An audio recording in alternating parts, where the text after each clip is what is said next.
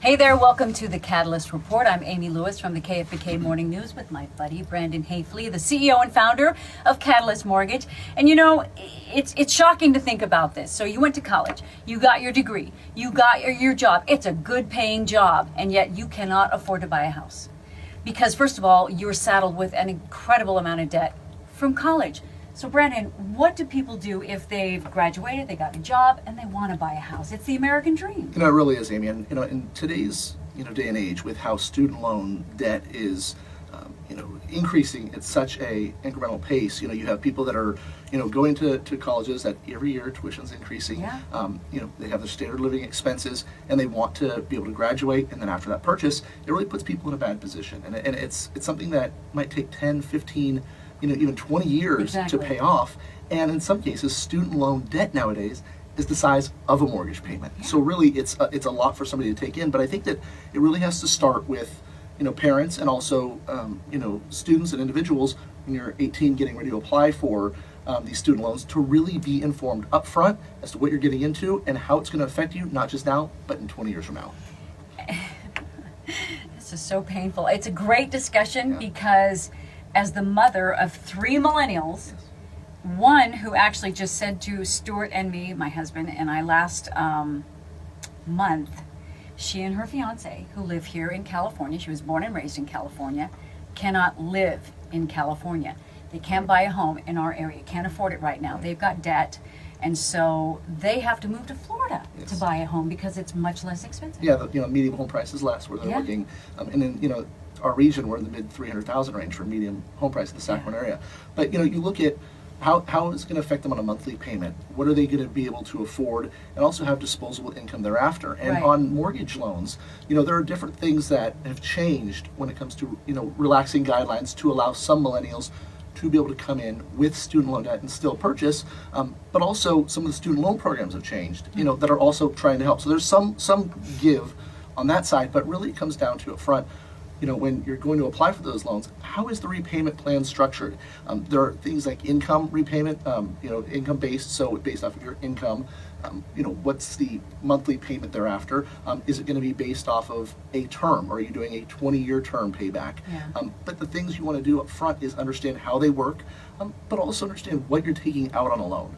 A big thing that we've seen recently is more and more students will take out additional funds for living expenses, even though they might be living at home with the parents, or they might have roommates, and they're taking out a little bit more than they probably need. And what ends up happening, that's going to affect you 10, 15 years down the road. You're now going to have extra debt that you're going to be paying interest on. So again, it's understanding how each one of those decisions will affect your long-term, your long-term goal. Okay, so let me ask you this, because I know parents are going to be watching this, and this may entreat a parent to say to their older teen, maybe in the 20s, watch this Catalyst Report because this is the stuff you need to know, right? So what should I do if I am I'm 21 years old, I'm just getting ready to graduate college, or maybe even back us up further into my collegiate career. I'm a freshman, sophomore. Right. How should I start to really manage my money? Should I be managing my money? You absolutely should be, and I think that you really should educate yourself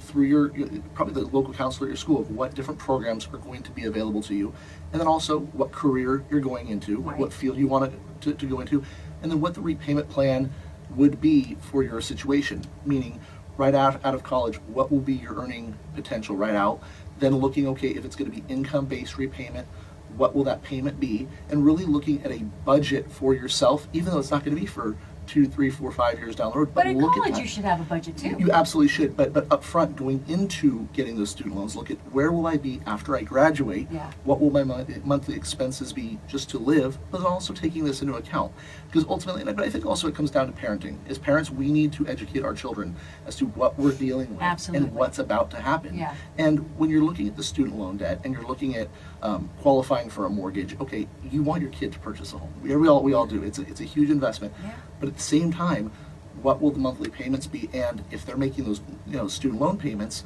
how is that going to affect their qualification, and help them understand what debt to income ratio is, how they're going to have disposable income, And also, do they really need that new car Yeah. when they're getting into college or right after? Or could they take that money and put it towards their student loan payment to really pay that, balance down faster, and understanding those products? Let me ask you this, because you just said something that kind of spurred a thought. Why do we want our kids to buy a home? Well, I would say that it's a kind of a two-part thing. I think Yeah. that homeownership as a whole gives people a sense of security, a sense of purpose. You have a home that's yours that you're able to pay down the balance on, but at the same time, 10, 15, 20 years, home prices and homes appreciate. Right. No matter what, we can go back all the way, from 2008 all the way to now. We've seen homes, yes, they went way up, they came back down, but what are they doing long Taking term? back up. They're going to Yeah, take back up. absolutely. And realistically, if you have that home, for instance, in your daughter's situation, they're going to be in Florida.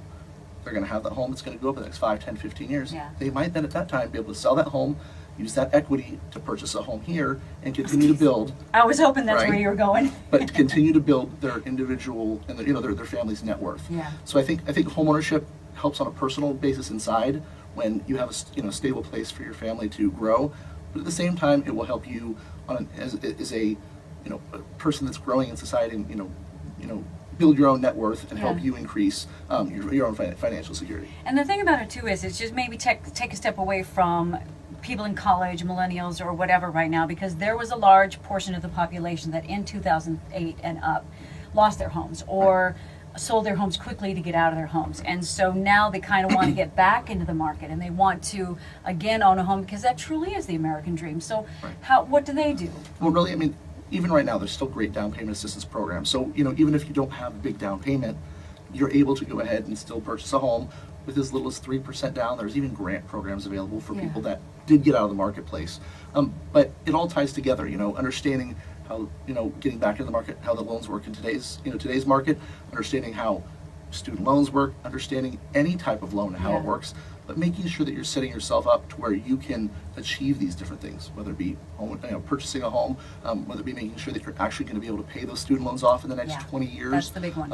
And understanding how it's going to affect your long-term financial position. Just comes down to constant education for yourself, doing the research and understanding how each program works. That's it, constant education for yourself. And truly that's why Brandon came to me a number of years back now, over 2 years now, and wanted to do this Catalyst Report, because whether you do business with Brandon or somebody else, he just wants you to be an educated consumer so you make the right decision for you.